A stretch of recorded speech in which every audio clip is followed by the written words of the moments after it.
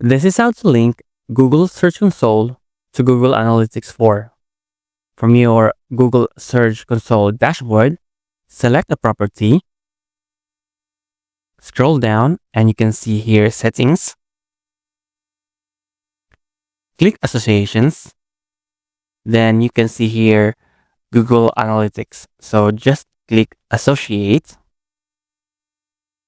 choose the property, and click Continue. And just click Continue. And just click Confirm.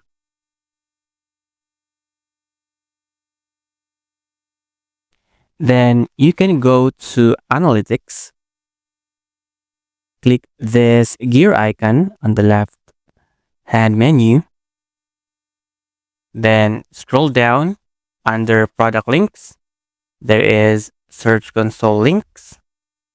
And you can find here your Search Console property. So this is how to link Google Search Console to Google Analytics 4.